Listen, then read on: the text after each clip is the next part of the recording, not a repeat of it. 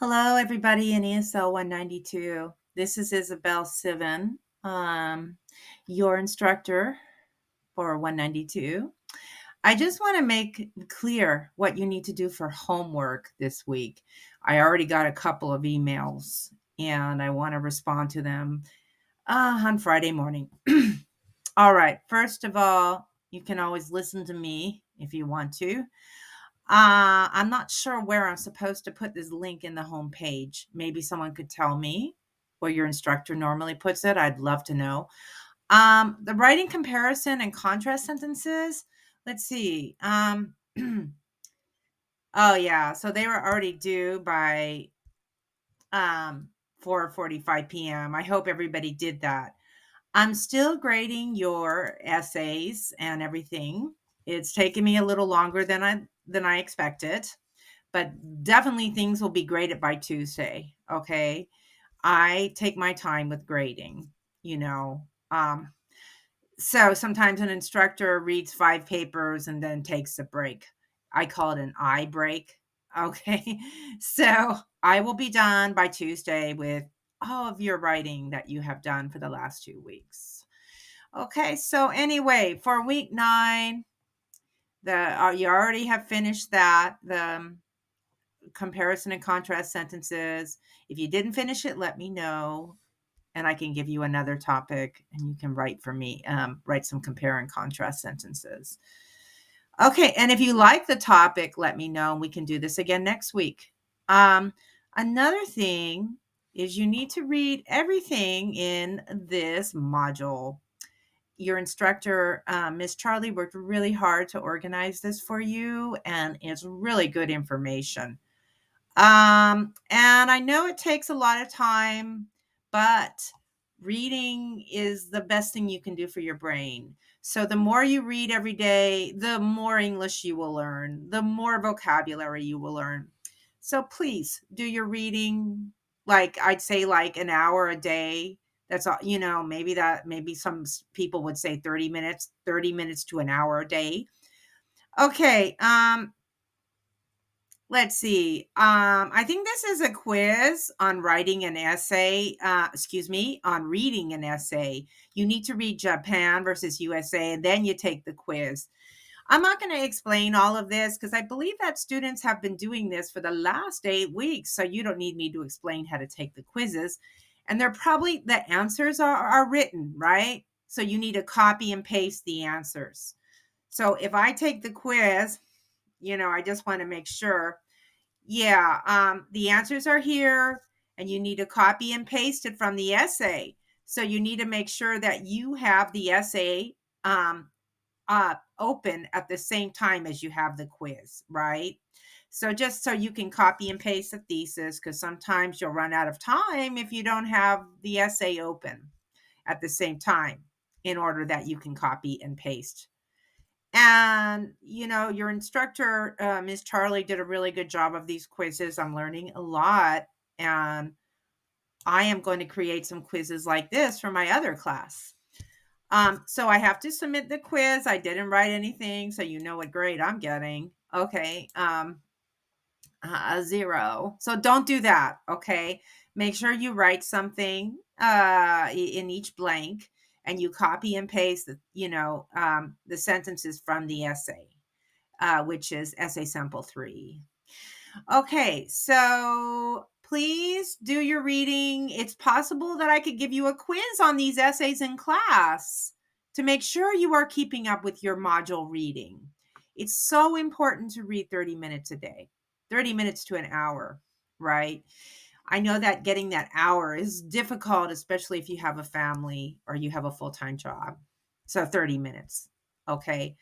And I know that it's just really tough reading in this 24/7 society in which you live in California.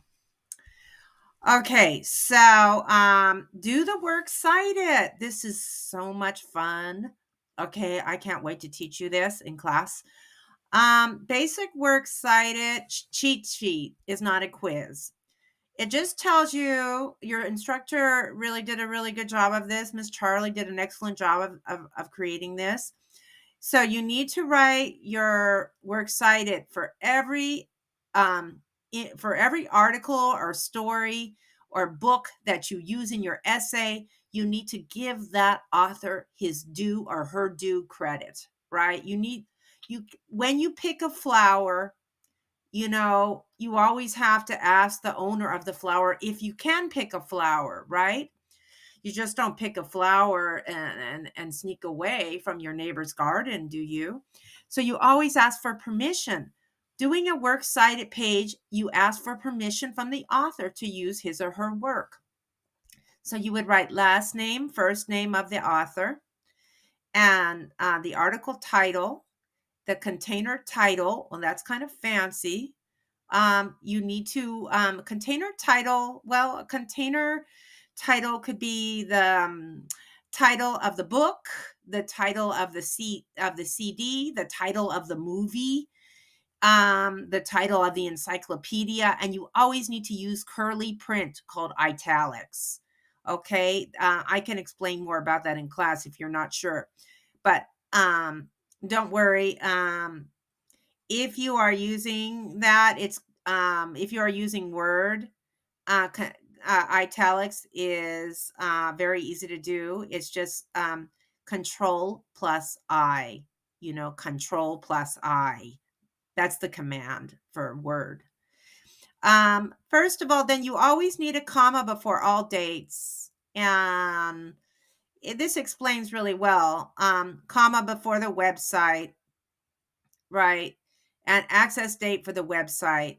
Um, you don't really have to do this in the 10th edition of, or excuse me, the ninth edition of MLA, but it's really good to do this. Access the date you found the article, access 29 Nov 221, period.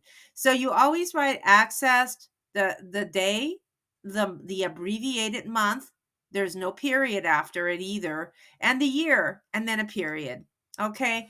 And I think it may be a little confusing for you sometimes to use works cited, but don't worry. We will do a few exercises in class because I think it does take a little practice to learn works cited. And this is only the beginning for you. In English 100, you will use work MLA, and you will get a lot of practice there. And believe me, at the end of English 100, you will know how to use MLA very well. I hope so. It does take practice. There are other websites like MLA Purdue Owl. I highly recommend this one.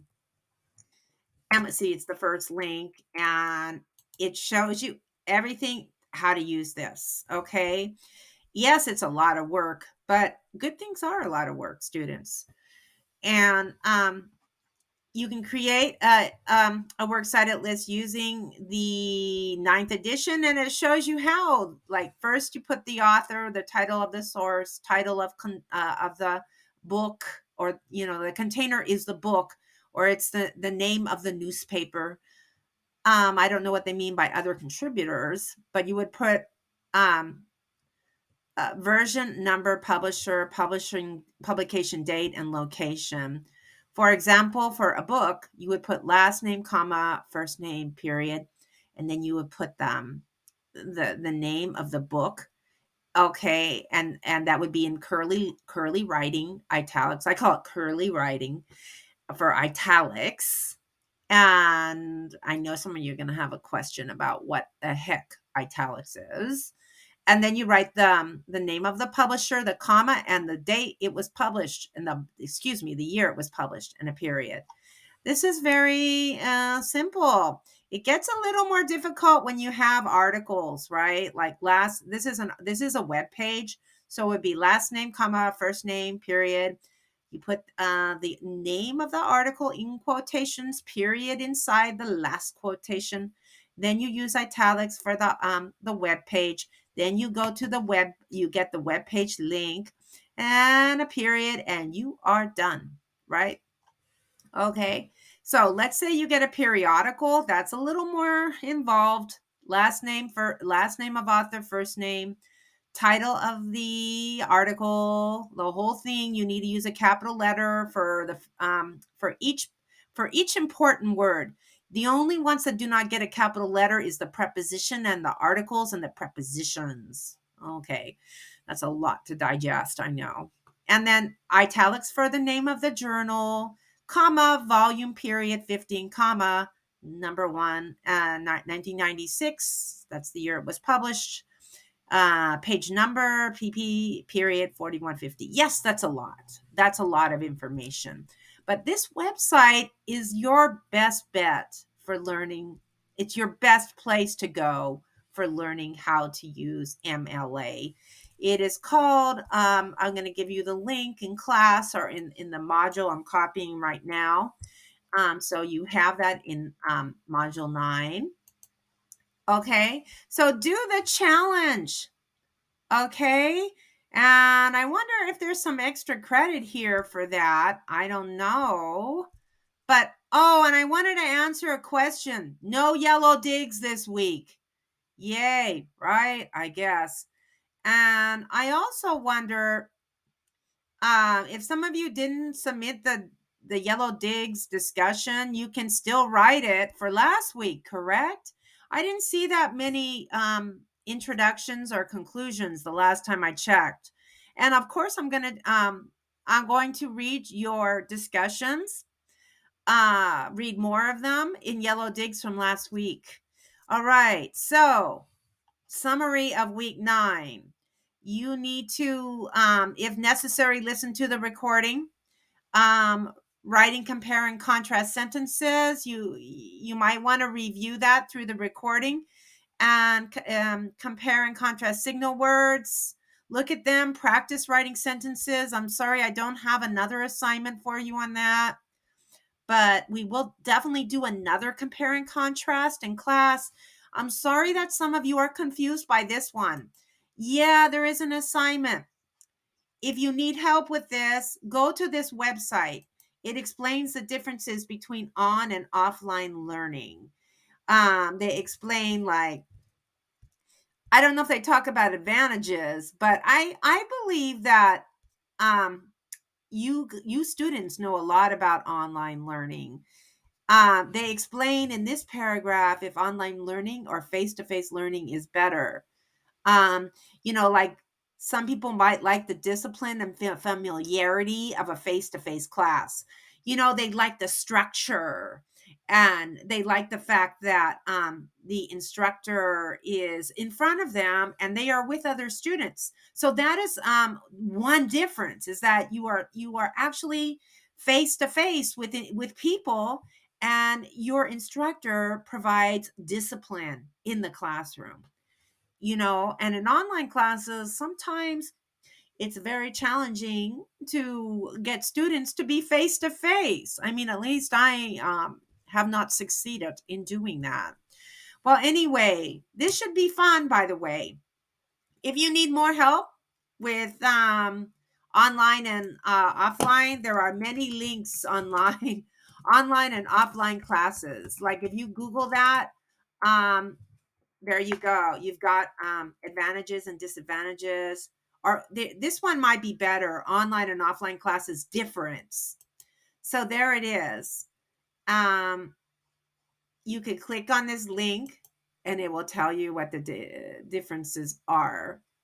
You notice that because I search for this, I get the keywords of my search are here. That's why they are underlined in purple.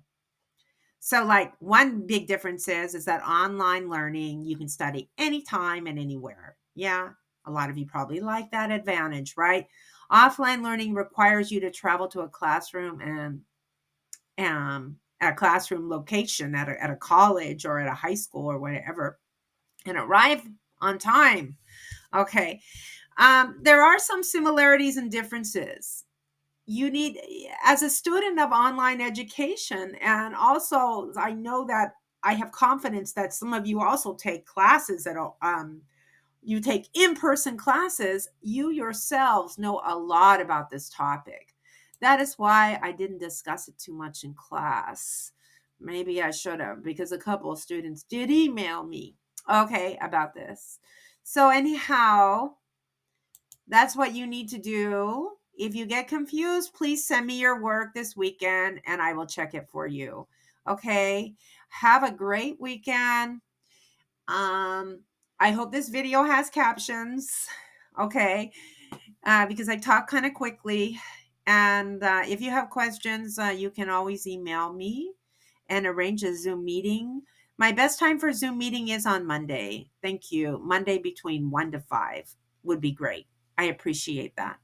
Bye.